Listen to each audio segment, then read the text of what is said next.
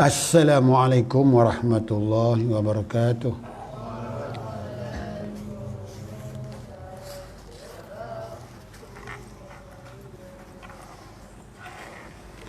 Asyhadu an la ilaha illallah, astaghfirullah, nas'aluka jannah wa na'udzubika minan nar.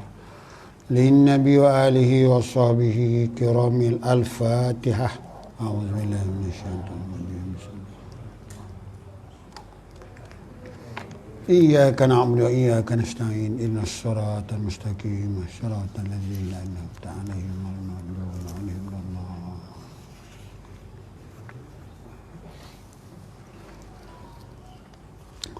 Alhamdulillahilladzi hadana li hadza wa ma kunna linahtadiya laula an hadana Allah. Asyhadu an la ilaha illallah wahdahu la syarika lahu wa asyhadu anna Muhammadan 'abduhu wa rasuluh. Allahumma salli wa sallim wa barik ala sayyidina Muhammad wa ala alihi washabihi ajma'in.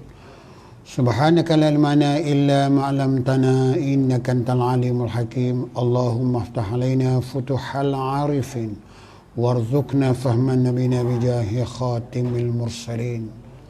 Rabbana atina min ladunka rahmah wa hayyi lana min amrina rasyada. Rabbi shrah li sadri wa yassir li amri wahlul 'uqdatam min lisani yafqahu qawli. La haula wala quwwata illa billahi al-'aliyyil 'azim.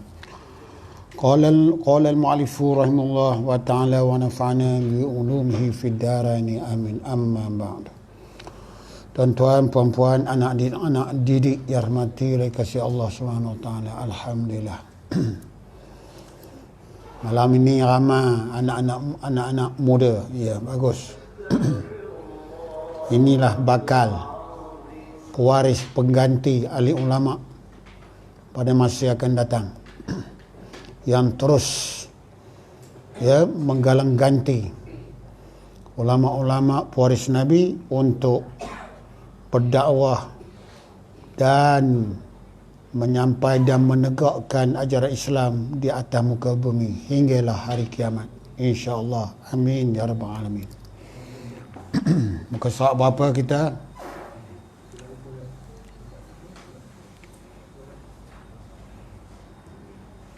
Ada 80.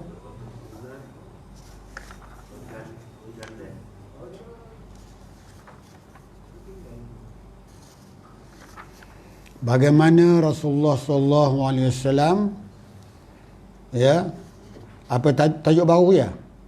Keimanan para sahabat, ya.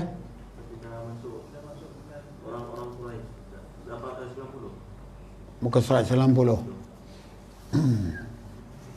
Keimanan para sahabat. Kita kena mencontohi keimanan para sahabat Rasulullah sallallahu alaihi wasallam yang menjalani proses latihan perkadiran, membantu Rasulullah sallallahu alaihi wasallam untuk berdakwah, untuk mengembangkan ajaran Islam, ya, dan seterusnya menegakkan negara Islam di Madinah Al-Munawwarah.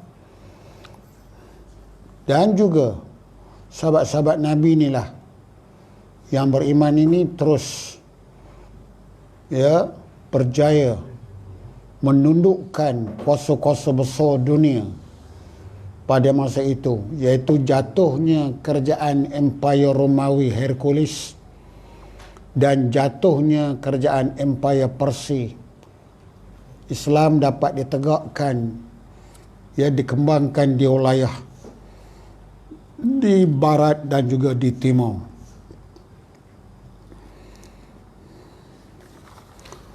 Jadi orang-orang Quraisy menawarkan kepada baginda Nabi Muhammad sallallahu alaihi wasallam, kepada baginda, iaitu takhta kerajaan Hijaz.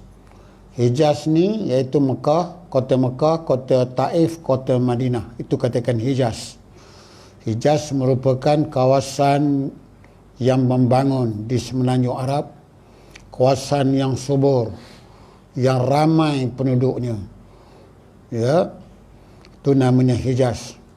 Jadi golongan musyrikin Mekah, kerajaan Abu Lahab, kerajaan Taif, kerajaan Yasrib, Madinah sanggup menawarkan kepada Nabi Muhammad sallallahu alaihi wasallam takhta kerajaan Hijaz, iaitu menjadi raja Hijaz, ya, Maharaja Hijaz, dan mereka sanggup di bawah, ya, takbir kepimpinan Nabi Muhammad sallallahu alaihi wasallam, asalkan Nabi Muhammad sallallahu alaihi wasallam dan para sahabat berhenti, ya, tidak lagi berdakwah menyampaikan ajaran Islam kepada manusia.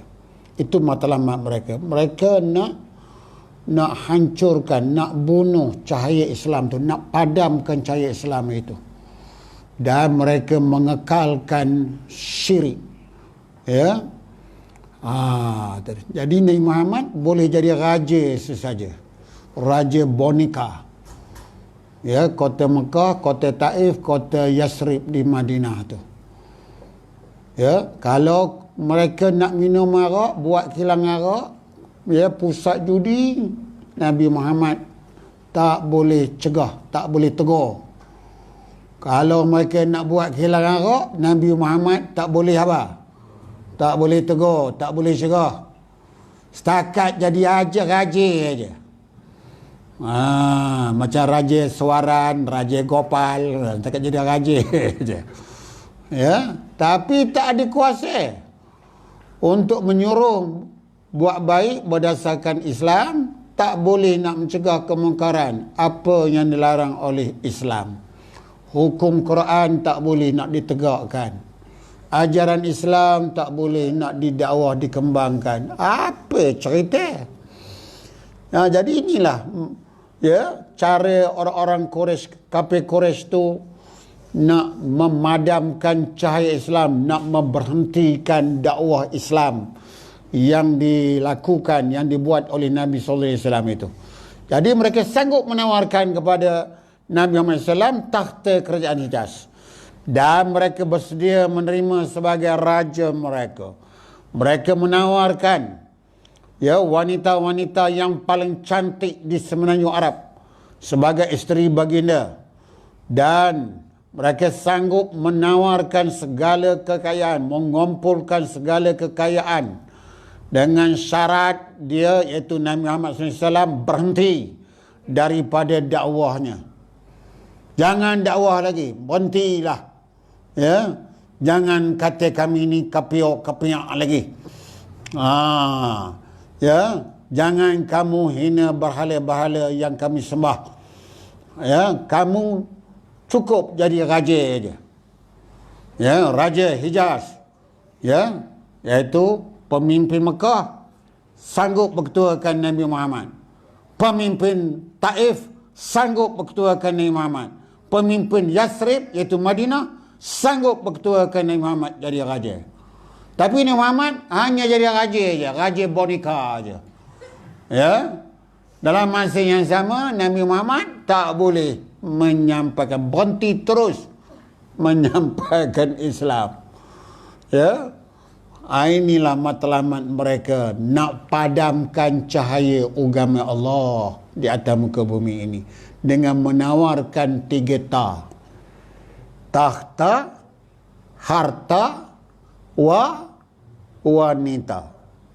Ini alat, ya, alat yang mereka putuskan di parlimen mereka masing-masing.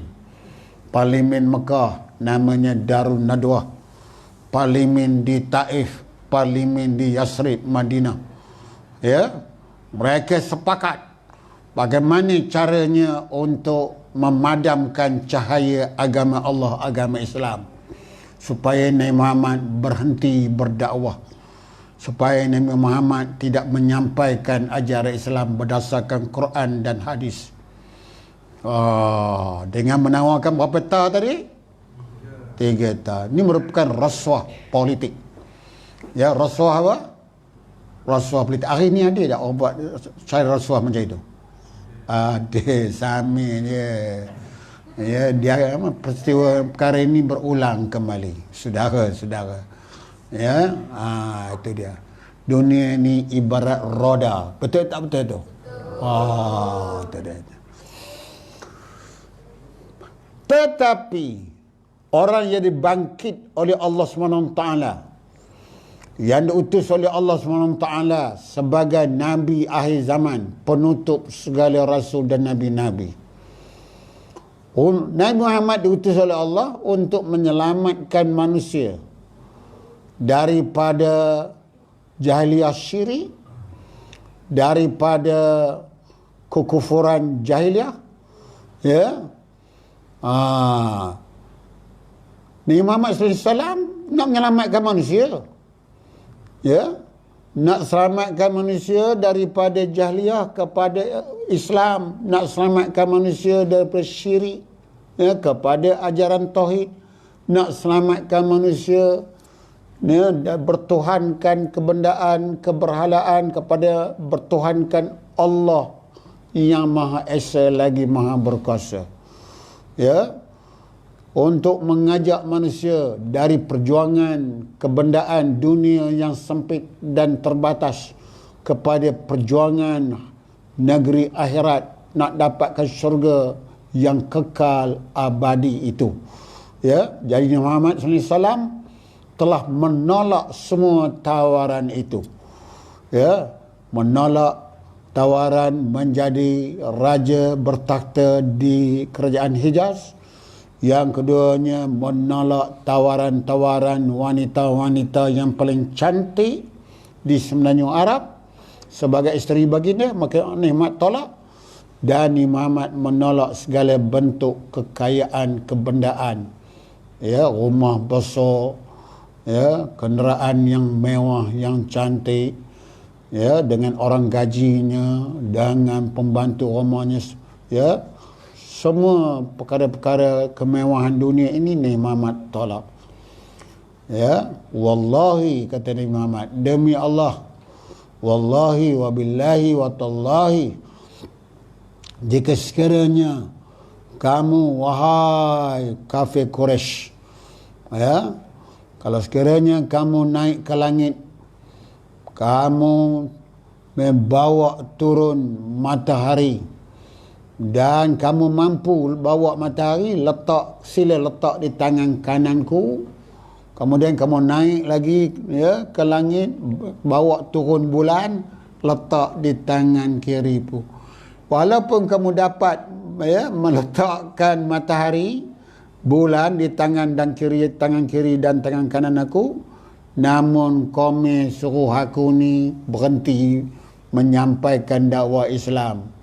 Rasulullah kata, minta maaflah. Ini adalah kewajipan seorang Rasul, tetap berjuang untuk menegakkan agama Islam sehingga Islam itu menjadi paling tinggi, yang mengatasi segala agama-agama syirik yang lain. Al-Islamu wala yu'la alaih. Ini tegahnya Nabi. Ya, siapa yang boleh nak manjat naik ke atas tu, bawa turun matahari? Mampu ke? Tinggi mana tanggirnya? Ya, berapa jarak matahari dengan bumi? Tak tahu. Tinggi tak? Oh, tengok tuan-tuan dan puan-puan, ya, betapa mulia tingginya Islam sebagai cara hidup. Islam tu agama Allah. Sebab itu kita kena cintakan Allah, cintakan Islam ni. Ya. Jangan sekali-kali tengok sekarang ni. Ada seorang Nur Sajat apa ke? Nur Sajat ke? Dengar ceritanya nak nukuk agama ni pula ya. Dia sanggup nukuk agamanya daripada Islam masuk agama apa ke? Oh, kacau yuk. Ini yang budaknya maknya pondan itu. Apa tu? Nur Sajat ini. Ada dalam Instagram, dalam YouTube. Ya. Dia telah mengugut para ulama. Kalau sekiranya umat Islam tidak menghormati cara hidup dia, boy. Ya. dia sanggup tukar agama Islam, keluar pada agama Islam, masuk agama lain. Astaghfirullah. Kakaknya Kristian lah tu. Itulah tuan-tuan. Ya, mudahnya saudara-saudara. Ya. Sebab itu kita kena mencontohi perjuangan Rasulullah. Bagaimana Rasulullah dan para sahabat baginda meletakkan Islam tu paling mulia, paling tinggi. Al-Islamu ya'lu wala yu'la alaih. Itu dianya. Ya. Jangan sekali-kali kita hina Islam. Kononnya Islam ni, ya, kalau diamalkan membawa kemunduran. Kalau amalkan hukum Islam, ya, Malaysia ni jadi mundur, tak maju. Mana boleh cakap begitu? Saudara, mereka kata Islam ni hanya sesuai zaman unta aja. Islam ni untuk orang Arab aja. Malaysia ni masyarakat apa kata dia?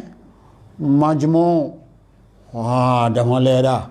Ya, itu menghina Islam, menghina Allah, tak boleh. Saudara-saudara, tengok Nabi Muhammad ni. Bagaimana Nabi Muhammad ni bersungguh-sungguh dengan ikhlas, ya, memperjuangkan agama Islam di atas muka bumi supaya bumi ini, ya, tersebar Islam sebagai adin secara menyeluruh, saudara, seluruh penduduk atas bumi ini. Ya, itu dianya. Jadi Nabi Muhammad dan para sahabat menolak semua tawaran-tawaran kebendaan, takhta, wanita yang ditawarkan oleh orang-orang Quraisy Mekah, Taif dan Madinah pada masa itu. Jadi Nabi Muhammad sanggup tinggal di dalam kehidupan yang terlalu sederhana. Semua sahabat-sahabat Nabi hidup terlalu sederhana. Saudara-saudara, Abu Bakar As-Siddiq memilih hidup sederhana. Sina Osman, walaupun mereka itu kaya raya, mereka pilih hidup sederhana. Ya, mereka telah meletakkan cinta kepada Allah, cinta kepada Rasul, cinta kepada Islam, mengatasi segala yang mereka cinta dalam dunia ini. Inilah tuan-tuan, mereka bersifat zuhud, saudara-saudara. Pemimpin Quraisy Makkah, ya, pemimpin Quraisy di Taif, begitu juga di Madinah, Yasrib, dan orang-orang Arab di semenanjung Arab berkata, "Oh Muhammad, ya, oh Muhammad, bagaimana kami hendak duduk bersamamu dan mendengar percakapanmu, ceramahmu, ya, walhas setiap masa kamu berada bersama dengan hamba-hamba abdi. Kamu ni bersama dengan Zunira, bersama dengan Bilal bin Rabah, bersama dengan, ya, apa lagi, ya, iaitu Abdullah,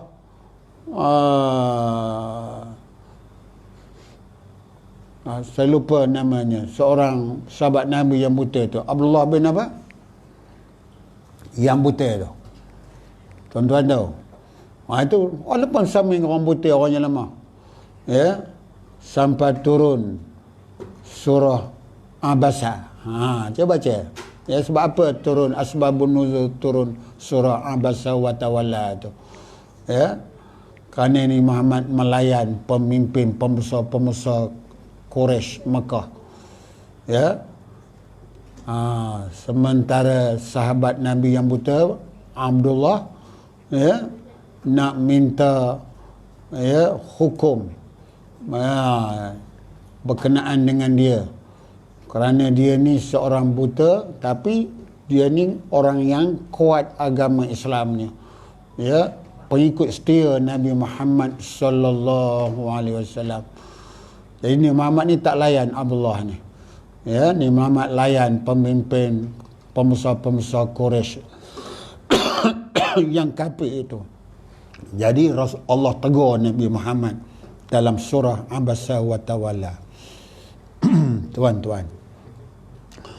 Jadi Allah Ta'ala suruh, ya, layan ya orang-orang Islam, walaupun mereka itu hamba-hamba, tapi mereka benar-benar beriman kepada Allah, Rasul, dan beriman mengamalkan ajaran Islam yang dibawa oleh Nabi. Ya, utamakan sahabat-sahabat Nabi ini, walaupun hidup mereka susah, sederhana, walaupun mereka ini hamba abdi, saudara-saudara. Berbanding dengan pemimpin Quraisy yang sombong dan angkuh. Sebab itu pemimpin Quraisy ni dan orang Arab berkata, "Oh Muhammad, bagaimana kami hendak berduduk bersamamu, ya, mengikut ajaran agamamu dan mendengar ceramahmu, percakapanmu, dakwahmu. Walhal setiap masa kamu berada bersama dengan hamba-hamba abdi, ya, yang hina, ya, yang miskin. Orang-orang kamu bersama dengan orang-orang yang susah dan orang yang melarat. Walhal setiap masa kamu berada bersama hamba-hamba kamu, ya, hamba-hamba kami, orang-orang susah dan melarat. Kamu mengumpul keliling kamu golongan-golongan yang kami anggap sebagai kelas bawah, kasta bawahan, ya. Kamu bersama dengan hamba-hamba yang hina, yang miskin, susah, hidup melarat. Macam mana kami nak bersama dengan kamu? Ya, kami ni orang kaya, pembesar-pembesar, pemimpin-pemimpin bangsa Quraisy, ya, yang merintah kota Mekah, merintah kota Taif, merintah di Yasrib. Itu dia sombongnya mereka. Ya, jadi kami tak mahu bersama dengan kamu, kerana kamu bersama dengan hamba-hamba sahaya seperti Bilal bin Rabah, seperti, ya, Ammar bin Yasir, ya, seperti Zunnira dan lain-lain lagi. Itu yang mereka, ya, mereka hina ni Muhammad, mereka hina Islam, kerana ni Muhammad kelilingnya orang-orang yang, ya, hamba-hamba yang hidup susah dan melarat. Ya, macam mana kami, ya, singkirkan mereka, kata dia. Ya, kata dia, singkirkan mereka, buang hamba-hamba itu. Bila berabah, singkirkan, katanya, buangkan daripada kumpulan Islam yang kamu bawa itu. Disuruh begitu pula. Singkirkan mereka yang hamba-hamba yang susah, yang hidup melarat itu. Dan kemudian kami akan masuk ke kumpulan kamu, wahai Muhammad. Jadi kalau kamu, wahai Muhammad, nak kami pemimpin pembesar Quraisy, Mekah, Taif dan Madinah ni nak masuk Islam bersama kamu, syaratnya kamu kena singkirkan, kena buang, kena halau, ya, golongan-golongan hamba yang beriman, yang Islam ni, yang susah-susah ni, yang hidup hina dan melarat pada pandangan mereka lah. Tapi di sisi Allah, ya, bila berabah tu mulia tak? Mulia. Ammar bin Yasir, walaupun dia hamba, mulia. Zunnira, walaupun hamba, mulia. Ya, Habab bin Al-Arad, ya, Sayyidina Habab bin Al-Arad, walaupun dia tukang besi, kerjanya dia miskin, hina, tapi mulia, kerana mereka beriman dengan ikhlas semata-mata mencari keredaan Allah. Mereka menjadi penyokong Nabi Muhammad yang setia. Tetapi orang yang muncul untuk menyamakan yang kaya dengan orang-orang yang miskin dan memperjuangkan kemerdekaan antara semua manusia, Nabi Muhammad SAW tetap tegas di atas dasar kebenarannya, iaitu agama Allah yang melandaskan ajaran tauhid, la ilaha illallah Muhammadur Rasulullah, meletakkan Quran dan hadis sebagai petunjuk, sebagai perlembagaan peraturan hidup yang sebenar-benarnya. Ya, inilah tegahnya Nabi Muhammad sallallahu alaihi wasallam. Ya, tujuan Nabi nak memerdekakan manusia dari belenggu jahiliah, nak memerdekakan manusia daripada belenggu agama yang sesat, belenggu daripada syirik, saudara-saudara. Selagi manusia ini syirik, selagi itulah mereka melakukan maksiat, kejahatan di atas muka bumi ini. Jadi perjuangan Nabi nak memerdekakan seluruh manusia daripada segala bentuk syirik. Jangan sekali menyembah berhala, jangan bertuhan berhala. Kita hendaklah bertuhankan Allah yang Maha Esa lagi Maha Kuasa sahaja. Kita hendaklah menjadikan Quran dan hadis sebagai perlembagaan hidup kita, perlembagaan negara. Inilah dasar suci. Kerana Quran dan hadis ini merupakan dasar suci, undang-undang dari Allah untuk mengatur umat manusia supaya manusia selamat dunia, selamat di negeri akhirat. Di dalam masa perjuangan Rasulullah SAW dan sahabat baginda, tidak pernah mementingkan bangsa. Nabi Muhammad tak pernah mementingkan bangsa Arab keturunan Quraisynya. Ternyata Nabi Muhammad SAW tidak mementingkan suku Sakat dan keluarganya.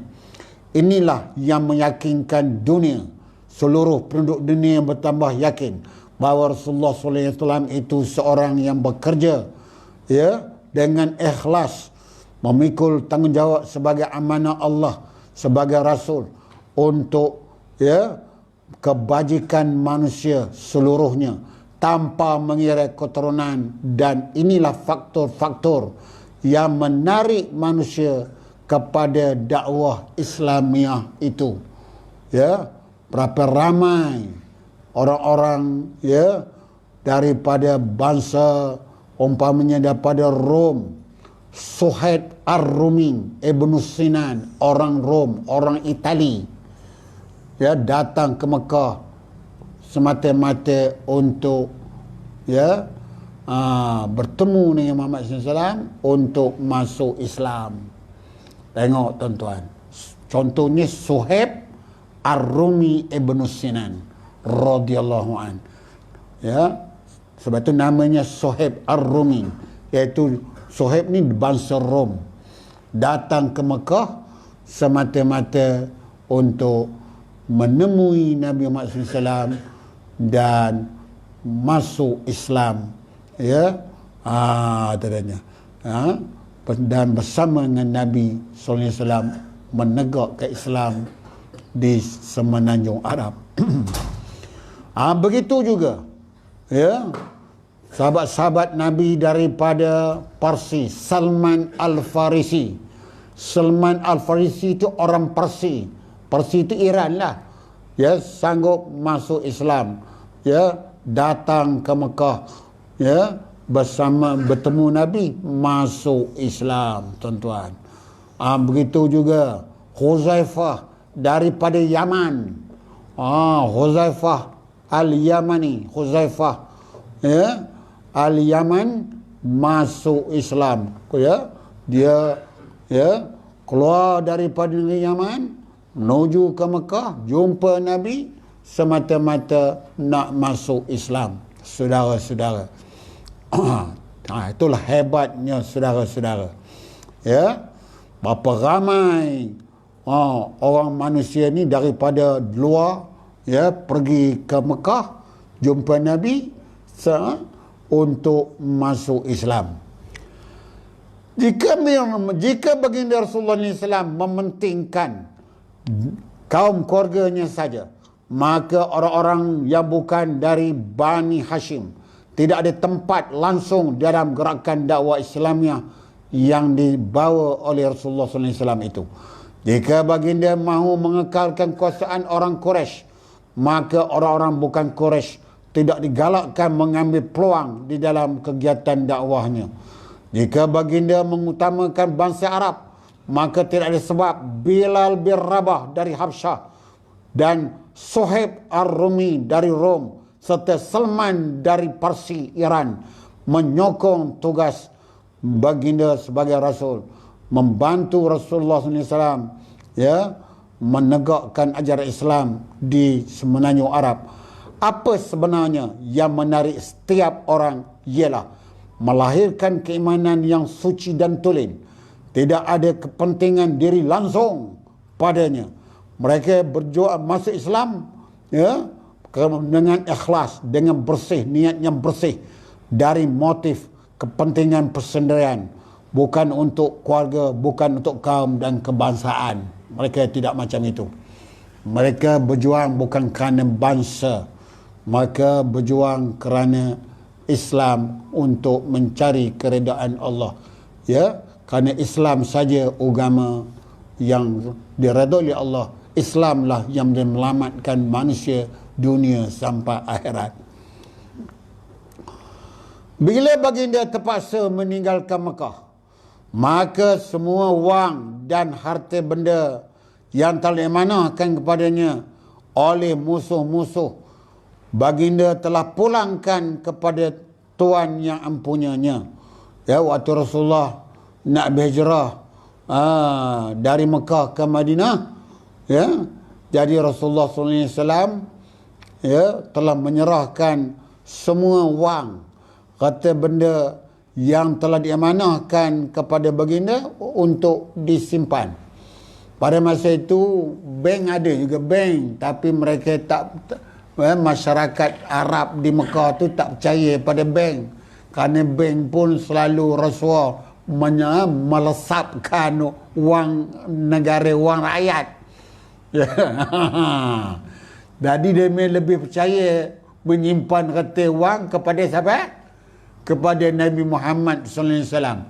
Sebab ni Muhammad ni seorang yang amanah, yang ikhlas, yang jujur, saudara-saudara.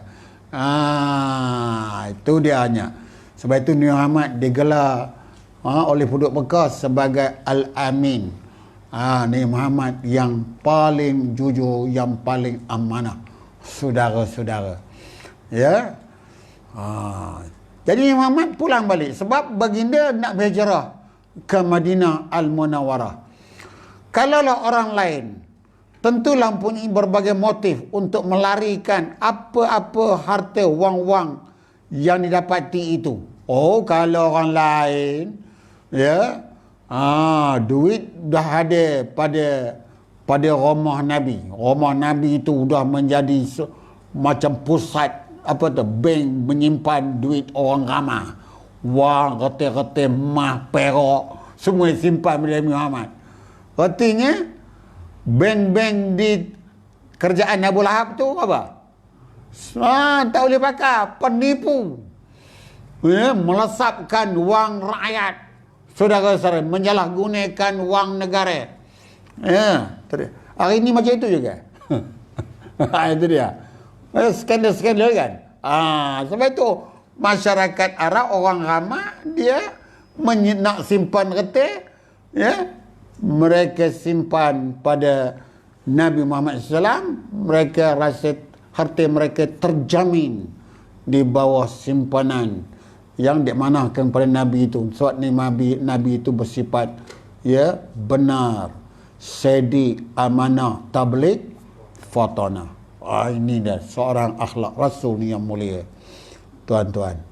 Kalau orang lain habis, ini tambah duit banyak, ini peluang lah, ya, lah bawa lari ke Madinah. Tapi Nabi Muhammad tak ada. Nabi Muhammad pulangkan balik semula kepada Tuan yang empunyanya. Satu sen pun Nabi Muhammad tak ambil. Masya Allah, ya. Tetapi hamba Allah yang menjadi rasulnya, Nabi Muhammad SAW ini, memulangkan semua harta-harta, wang-wang punyaan orang ramai itu di saat-saat musuh-musuh yang dahagakan darahnya, ya, membuat putusan untuk membunuhnya. Kerana Parlimen Mekah pada masa itu, ya, bersidang tergempar, ya, mengadakan mesyuarat tergempar yang dihadiri oleh iblis, ya, yang mana Abu Jahal mengemukakan satu cadangan, iaitu membunuh Nabi Muhammad sallallahu alaihi wasallam. Dan disokong semua ahli-ahli Parlimen Darun Nadwah pada masa itu, saudara-saudara. Iblis pun sokong Ini cadangan Abu Jahal ni bagus kata iblis, iaitu bunuh Nabi Muhammad sallallahu alaihi wasallam semasa Rasulullah nak berangkat, iaitu dalam perjalanan peristiwa berhijrah dari Mekah ke Madinah. Allazina amanu wa hajaru wa jahadu fi sabilillah bi amwalihim wa anfusihim a'zamu darajatan indallah wa ulaika humul faizun. Ayat 20 surah At-Taubah. Orang-orang yang beriman, yang berhijrah serta berjihad pada jalan Allah, mereka sanggup mengorbankan harta benda dan nyawa mereka semata-mata untuk mereka berhijrah ke Madinah untuk menegak agama Allah, menegakkan sebuah negara Islam di bumi Madinah Al-Munawwarah. Dan mereka lah yang berhijrah ini ialah orang-orang yang berjaya. Tuan-tuan dan puan-puan, anak didik rahmati Allah Subhanahu Wa Taala. Jadi tindakan Rasulullah SAW ini sangat-sangat menakjubkan penduduk Mekah. Penduduk Mekah, mahab, mereka kata perjuangan Nabi ini adalah benar, kerana sikap akhlak Nabi adalah mulia. Itu juga sahabat-sahabat Nabi ini sanggup bersusah payah semata-mata kerana Allah, kerana Islam. Itu dia tuan-tuan. Setelah 13 tahun dalam perjuangan yang pahit, maka tibalah masanya untuk membentuk sebuah negara kecil Islam di Madinah Al-Munawwarah. Setelah Nabi Muhammad berdakwah mula pada 6 Ogos tahun 610 Masih. Itu tarikhnya, fakta tarikh 6 Ogos tahun 610 Masih, Nabi Muhammad dilantik oleh Allah sebagai Rasul, menerima wahyu Al-Quran di Gua Hira, surah Iqra bismi rabbikal ladzi khalaq, suratul Alaq tu.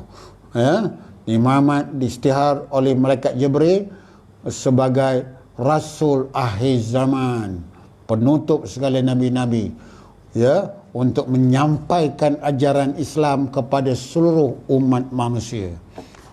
Itu dia tuan-tuan. Berapa lama Nabi Muhammad berdakwah, menyampaikan ajaran Islam, menyeru manusia kepada iman, kepada Islam, selama 13 tahun. Dari 6 Ogos tahun 610 Masih hingga ke 12 September tahun 622 Masih. 12 September tahun 622 Masehi. Itu 13 tahun. Jarak masa 13 tahun. Setelah 13 tahun dalam perjuangan yang pahit, penuh kesukaran, penuh cabaran, cabaran dari orang-orang kafir, musyrikin Mekah, dari penduduk Taif, dari orang kafir, musuh-musuh Islam. Maka Nabi Muhammad dan sahabatnya dengan tabah dan sabar bersyukur dengan nikmat Islam. Nabi Muhammad mendapat perintah dari Allah supaya meninggalkan Mekah buat sementara waktu dan pergi menuju, berpindah pergi menuju ke negeri Madinah Al-Munawwarah, semata-mata untuk membentuk sebuah negara kecil Islam di Madinah. Jadi Rasulullah berapa tahun berdakwah di Mekah tadi? 13 tahun. Menurut pengarang kitab Dr. Harundin, apabila saya bersoal jawab dengan beliau tahun 1992, semasa Persatuan Ulama Malaysia Cawangan Perak mengadakan kelas pengajian tahun 92 di Kompleks Islam Perak pada masa itu, ada sesi soal jawab, kerana Dr. Harundin pengarang kitab ni membahaskan tajuk ini dalam kuliah beliau. Saya sendiri bertanya, berapakah orang yang berhijrah, sahabat-sahabat Nabi golongan Muhajirin, penduduk Mekah yang berhijrah bersama Nabi? Tuan Profesor Harundin menjawab, orang yang berhijrah itu ialah 86 orang Muhajirin. 86 orang Muhajirin. Sebab itu dalam kitab ni kata pada ketika itu hanya terdapat 400 orang pekerja-pekerja, ya, kadir-kadir yang telah mendapat latihan perkadiran Islam yang sepenuhnya, ya, latihan perkadiran Islam, ya, yang dididik, yang diterbiah oleh Nabi Muhammad SAW sepanjang berapa tahun tadi? 13 tahun. Ya, dapat 400 orang. 400 orang inilah, ya, merupakan, ya, qadir-qadir yang menjadi sahabat-sahabat Nabi yang sepenuhnya dapat latihan di dalam ajaran Islam yang berlandaskan ajaran Al-Quran dan As-Sunnah Rasulullah SAW, iaitu hadis. Dan 400 orang ni berkemampuan menjalankan apa-apa tugas sebagai orang Islam untuk, ya, membangunkan sebuah negara kecil Islam di Madinah itu. 400 orang. Inilah 400 orang. Yang artinya 86 orang muhajirin, 314 orang ansar. Orang ansar tu penduduk daripada suku Aus dan Khazraj yang beriman, yang masuk Islam. Saudara-saudara, ada 314 orang. Sebab itu tulisnya 400 orang tu. Ya, 86 orang daripada penduduk Mekah yang berhijrah, iaitu Abu Bakar, sahabat-sahabat Nabi daripada Mekah tadi, ya. Kemudian mereka dipersaudarakan dengan orang Islam Madinah, orang Ansar dari suku Aus dan Khazraj, ya, yang telah beriman kepada Allah dan Rasulnya dan telah masuk Islam, ya. Jumlah semua sekali 86 orang muhajirin tambah dengan 314 orang daripada Ansar, jumlah berapa semua sekali? 400 orang. Nampak tu? Inilah sahabat-sahabat Nabi yang membantu, yang menolong Nabi dalam membangunkan, dalam mengurus, menjadi kaki tangan, jabatan-jabatan kerajaan dalam negara kecil Islam di Madinah Al-Munawwarah.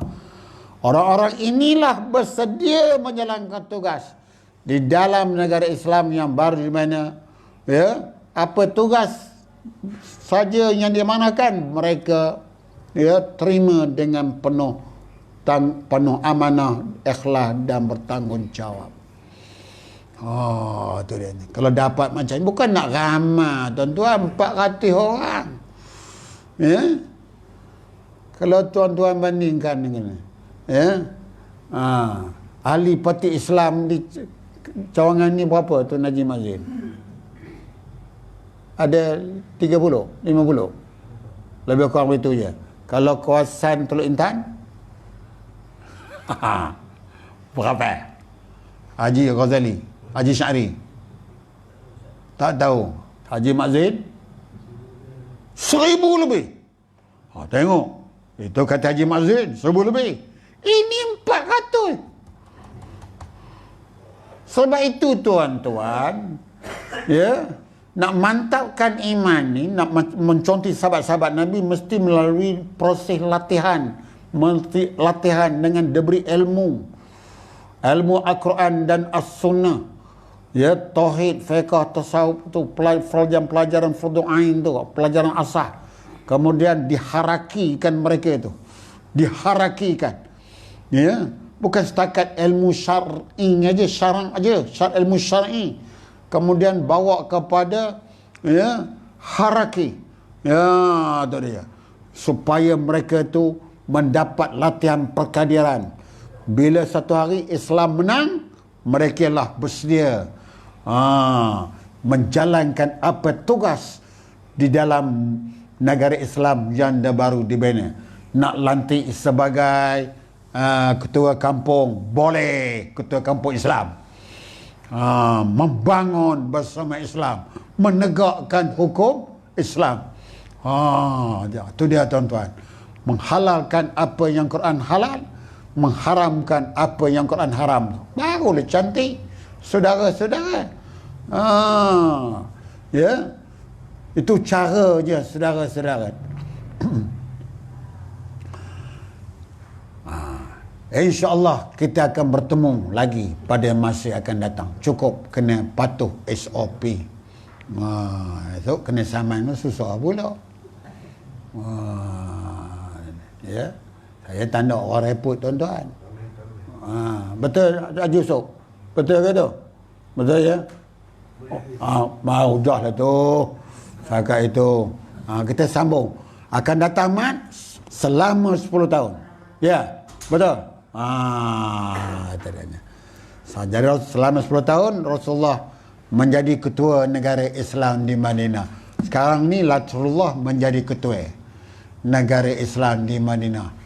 Dialah menjadi rasul, dialah menjadi imam, dialah menjadi ketua negara Islam pertama di Madinah Munawwarah, iaitu Nabi Muhammad sallallahu alaihi wasallam. Baru betul tuan-tuan. Ini kita tiap-tiap tahun nyebut Maulid Nabi, Maulid Nabi. Maulid Nabi, Maulid Nabi. Orang ramai dengar ceramah Nabi Muhammad dilahirkan aja. Nabi Muhammad sebagai ketua negara, ada ke diajar di ceramah? Ada ke masyarakat kita ni faham? Tak jadi tuan-tuan.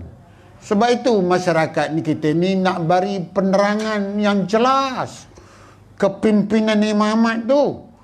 Jangan Nabi Muhammad tu asyik nyambut Maulid Nabi, Maulid Nabi. Maulid Rasul aja. Tak lebih dari itu. Apa cerita?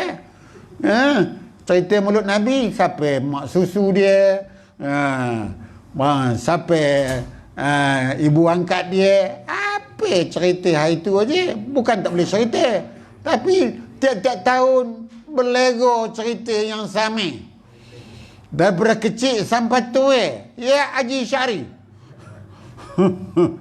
Sebab itu kita ni tak boleh tegakkan hukum Islam, negara Islam. Itu dia. Akhirnya tu.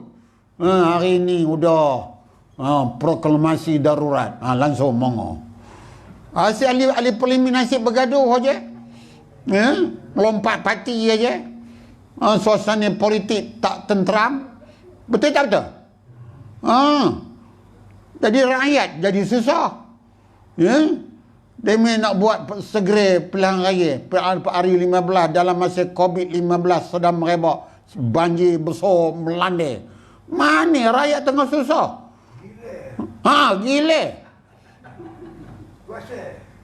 Pasal nak cari kuasa, rebut kuasa ya. Allah, orang politik pun satu hal. Akhirnya Yang Tuan Agong istihar darurat. Parlimen digantung. Dewan Undangan Negeri digantung. Yang merentah hanya Agong saja. Peringkat negeri sultan-sultan yang berkuasa.